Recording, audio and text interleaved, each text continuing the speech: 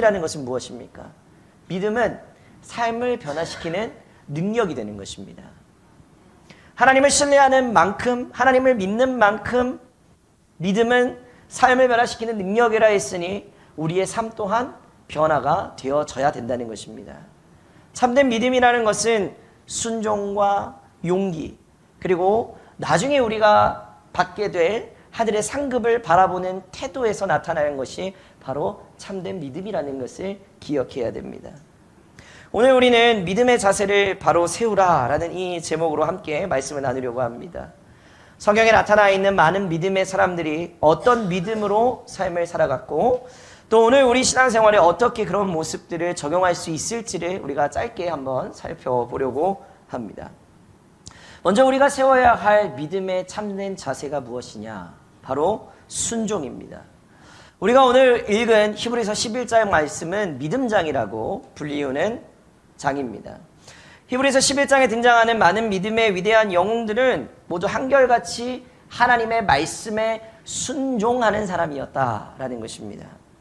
그 중에서도 아브라함은 믿음의 대표적인 인물로 표현되어지고 있습니다. 자, 아브라함의 순종은 무엇이었습니까? 하나님이 명령하실 때 갈 바를 알지 못하고 말씀에 순종해서 나갔다는 것입니다. 우리가 읽지 않았지만 8절 말씀에 이렇게 말하고 있죠. 믿음으로 아브라함은 부르심을 받았을 때에 순종하여 장래의 유업으로 받을 땅에 나아갈새 갈 바를 알지 못하고 나아갔으며, 아브라함은 하나님께서 어디인지 모르지만 너 가라 라고 하셨을 때 그 목적지가 어디인지도 모른 채 떠나갔다는 것입니다.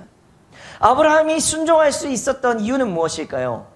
그것은 자신의 계획이 아니라 하나님의 계획을 믿었기 때문입니다.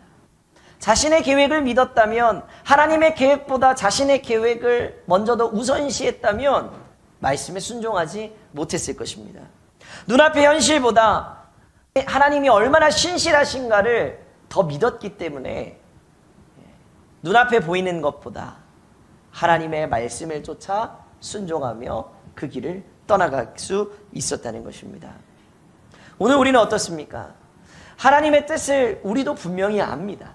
왜냐하면 하나님이 하나님의 뜻을 우리 가운데 알려주시는 이 성경, 이 말씀이 우리 가운데 있기 때문에 하나님의 뜻이 무엇인지 우리는 분명히 압니다.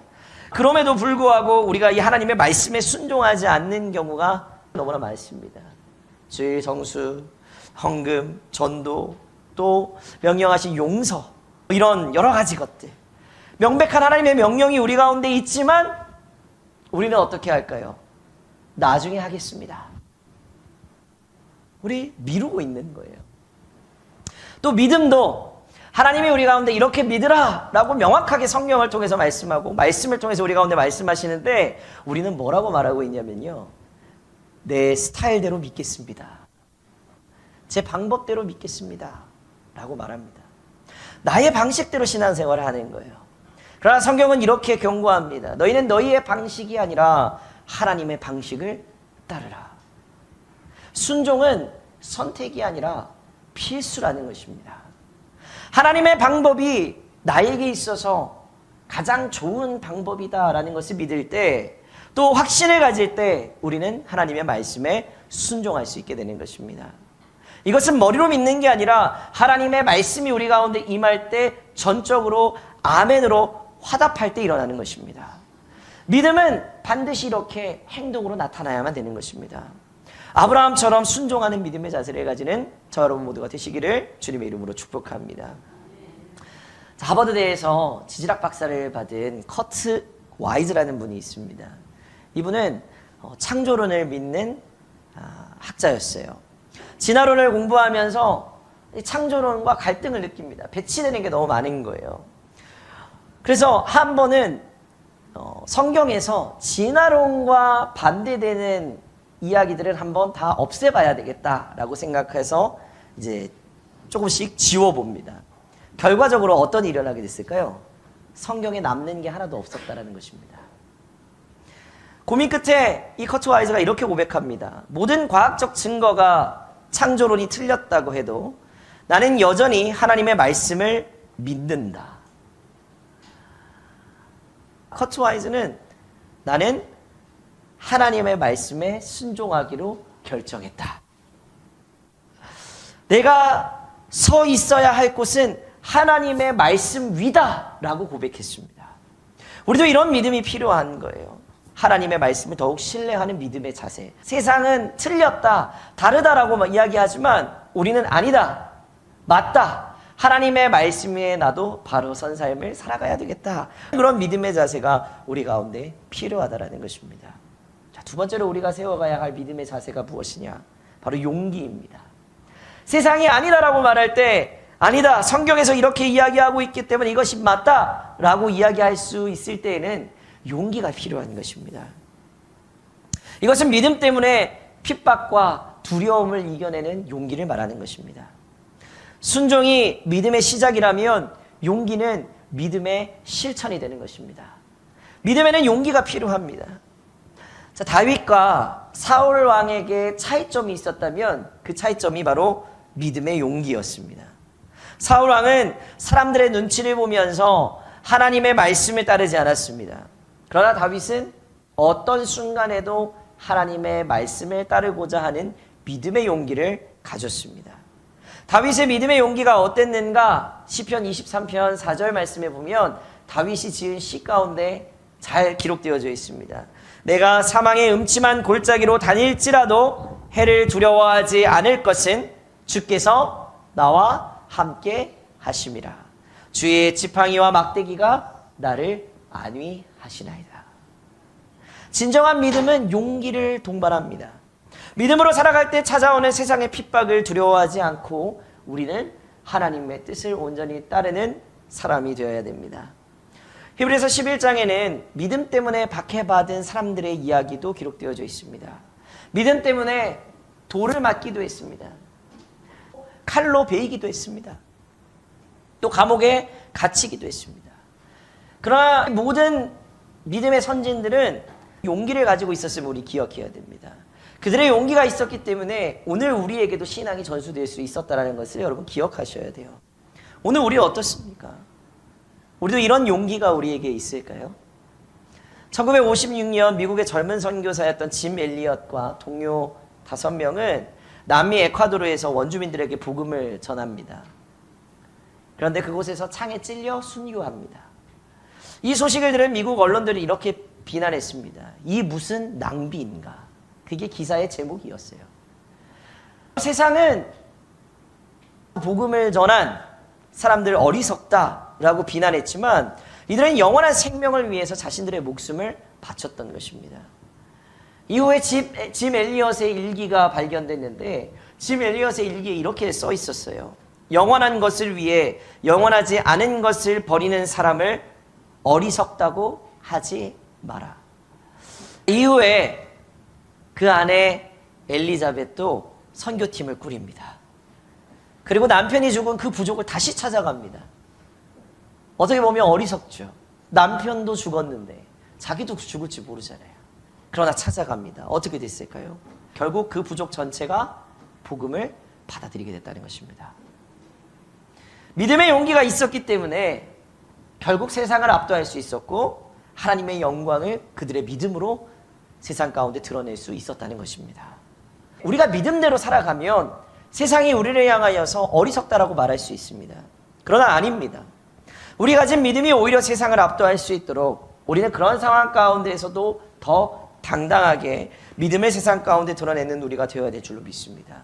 그리하면 우리를 통하여서 우리의 믿음을 통하여서 하나님의 영광을 분명히 세상 가운데 드러내는 귀한 삶을 살아낼 수 있게 될 줄로 믿습니다. 우리가 바로 세워야 될 세 번째 믿음의 자세는 무엇인가? 그것은 헌신입니다. 여러분, 우리는 이 세상 가운데 살아가면서 자연스럽게 보상을 기대하며 살아갑니다. 여러분, 한 달 동안 열심히 일하면, 직장에서 열심히 일하면 어떤 보상을 기대하십니까? 월급을 보상으로 기대합니다. 또 학생들은 시험을 잘 보면 무엇을 기대하죠? 용돈. 상을 기대해요. 그죠? 그러나 신앙의 길에서는 보상이 항상 즉각적으로 오지 않아요. 내가 잘 믿었고 잘 헌신하고 무언가 잘했다고 해도 보상이 즉각적으로 나타나지 않습니다. 오히려 세상에서는 하나님의 뜻대로 사는 것이 세상적인 관점으로 봤을 때는 손해처럼 보이는 경우도 많습니다. 사실 우리 헌금하는 것도 그렇잖아요.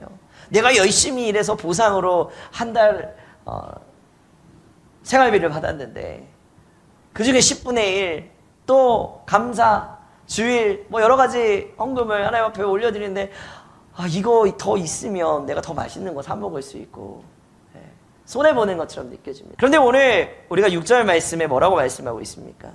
믿음이 없이는 기쁘시게 못하나니 하나님께 나아가는 자는 반드시 그가 계신 것과 또한 그가 자기를 찾는 자들에게 상 주시는 이심을 믿어야 할지니라.